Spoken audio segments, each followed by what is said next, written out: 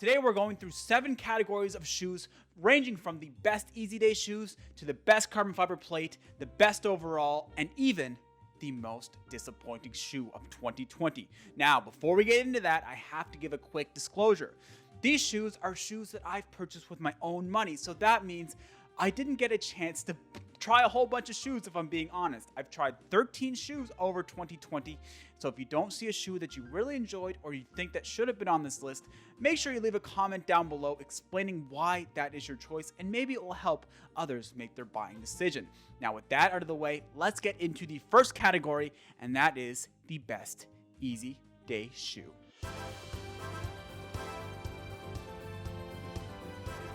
So for the Easy Day shoe category, I like to have a shoe that is extremely plush and cushiony. When I'm going out for those Easy Day runs, I want to be essentially falling into the foam, and I don't want the foam to be giving much back, and I don't want there to be any ground feel.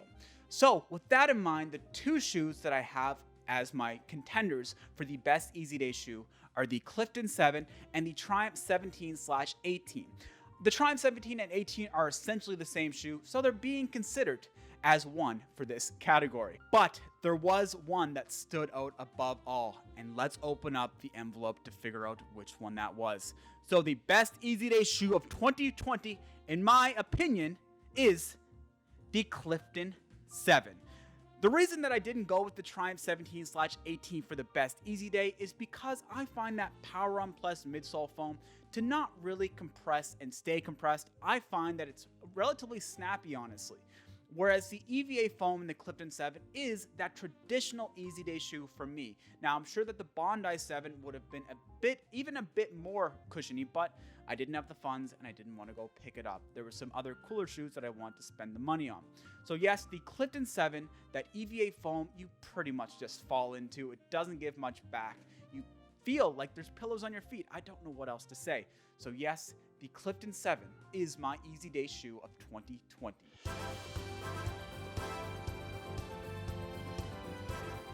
Now, the daily trainer category is a shoe that I consider to be a one-trick pony. I want this shoe to be able to do Easy Day runs. I want it to do slow day runs. I want it to be able to do whatever I want. If someone asks me to recommend a shoe, I typically recommend a daily trainer because I find those shoes to be capable of all different things. Now, for me, there was 2 shoes above all that I found that could do the job relatively well, and that is actually the Clifton 7 again and the Saucony Ride 13. But like I said in the first Easy Day category, the Clifton 7 is a shoe that you pretty much fall into. It doesn't give much back, and that means it doesn't feel great for those faster day runs. So with that in mind, let's open up the envelope, and you know the winner. It is the Saucony Ride 13, goes to the best daily trainer of 2020. And that is because the Power Run foam in the Saucony Ride 13, coupled with the flex groove technology, so the forefoot bends really nicely, it gives that nice smooth gait transition.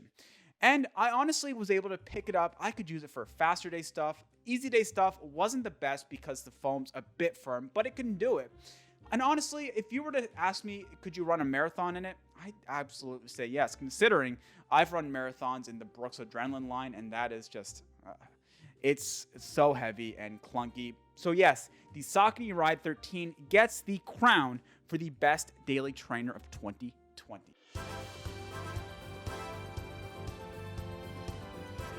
So for a speed day shoe for me, I look for a couple of different things. I want that shoe to be relatively light. I want it to be breathable because when I'm working hard, my feet start to sweat. I'm sorry for that image, but we need the ventilation to avoid that really soupy feeling underfoot. And I want that foam to have quite a bit of stack height because I'm not one of these people that love ground feel.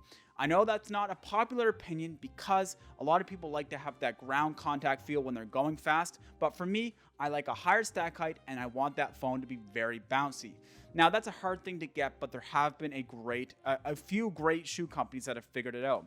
Now, for me, the contenders are the Hoka Rocket X, the Nike Next Percent, and the Saucony Endorphin Speed. Now, I know the Nike Next Percent is a 2019 shoe, but I only tried it in 2020, so it's coming into this category as well. Now, the Nike Next Percent would be an easy answer. It would be such an easy answer because that shoe is fantastic. But, guys, above all, For me, the Endorphin Speed is the best speed day shoe for me this year. And there's a couple of reasons for that. So I find that running in a Nike Next Percent on speed day runs and just training runs in general to be a little bit too rigid for my non-elite body. The nylon plate in the Endorphin Speed just does a better job for me in making my legs feel fresh after the fact. I find sometimes running in carbon fiber plated shoes, my joints get all messed up, and I don't know. Just the nylon plate works better for my non-elite gait cycle.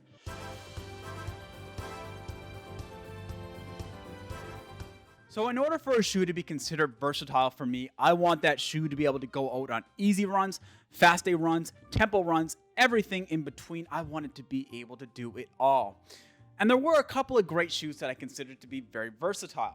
The first shoe was the Ride 13, followed by the Saucony Endorphin Speed, and yes, even the newer released Hoka Rocket X. Now, the Hoka Rocket X I found to be very stable, and I could take it out for easy day runs and not really worry about it too much.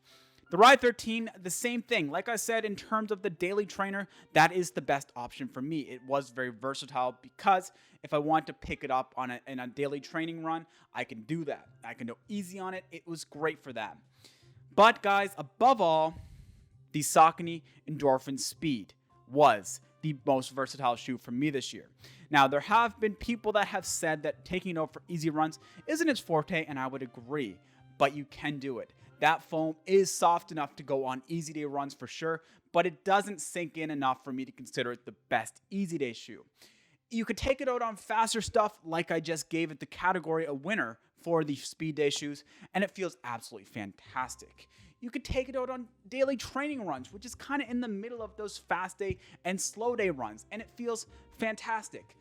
At 199 Canadian dollars or 160 US dollars, that really is what the deciding factor is for me for versatility in this shoe alone. Because at that price point, you're getting so much shoe, and it's just, you can do so much with it, and that is exactly why the Endorphin Speed is getting my most versatile shoe of 2020 award.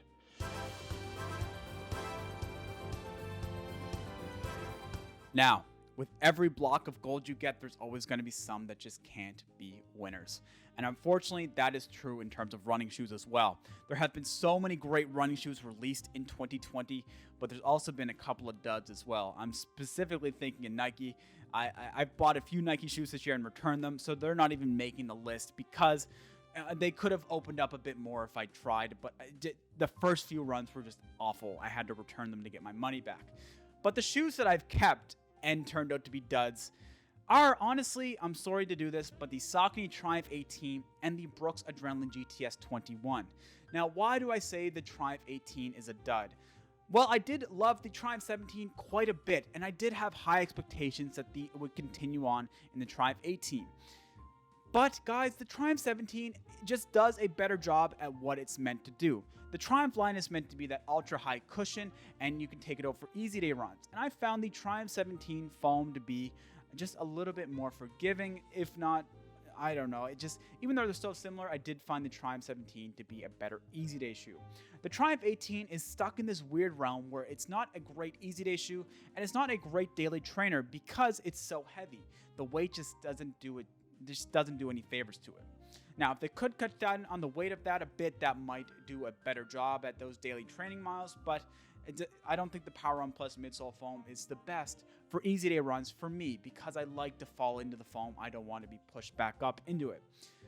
But guys, above all, the Brooks Adrenaline GTS 21 is the worst shoe I've tried and kept in 2020.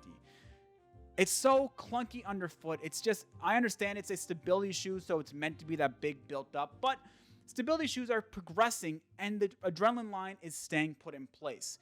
Now, we have like the Gel Cayano Light and the New Balance Prism lines that are trying to innovate and become like a sleeker version of stability shoes, and people have been receiving them very well. The Brooks Adrenaline line, honestly, the upper is awful. It's like you fall into the forefoot and your toe box collapses onto your foot.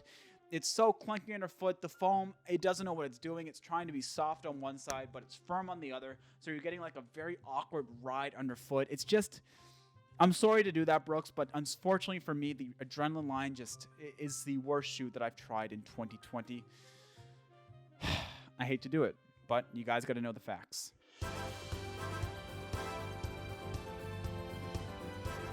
So moving on to better and brighter days, and that is the best carbon fiber plated shoe coming out of 2020. Now, the three contenders for this category are the Brooks Hyperion Elite number 2, the Saucony Endorphin Pro, and the Hoka Rocket X. Now, if I was including 2019 shoes, the Nike Next Percent would also be in this category, but I'm trying to stick it to 2020 releases only for this category anyway.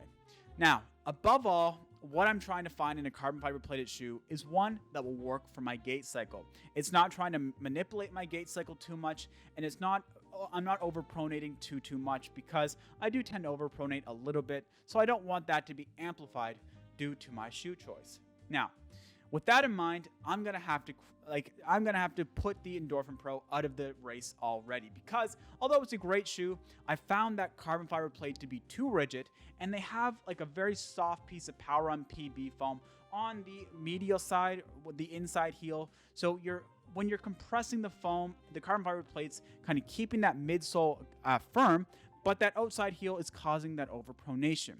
The Hyperion Elite number 2, it is very relatively stable, but I have found, unfortunately, the more that I've run in it, the more sore my feet get when I'm running in it.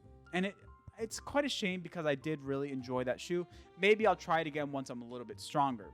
So with that in mind, the Hoka Rocket X has been very, very stable. It doesn't feel like an ultra super shoe. It doesn't feel like you're getting too much out of that midsole foam, but it's just smooth. It feels like butter when you're running through that gait cycle, and I haven't had any complaints other than the fact that it doesn't feel like a true super shoe. But that's fine. They're using just a blend of EVA compared to these like nitrogen infused foams and the PIBA based foams. So I didn't expect anything too crazy. So yes, we have to crown the Hoka Rocket X the best carbon fiber plated shoe coming out of 2020 because of the reasons that I've said. The Endorphin Pro just promotes overpronation too much, and the Hyperion Elite number 2 is making my feet relatively sore. I don't know if that has to come down to the rigidity of the carbon fiber plate, even though the Hoka Rocket X also has quite a bit of a rigid carbon fiber plate. I don't know, it just worked the best for me. What do you guys think? What is your carbon fiber plated shoe of the year?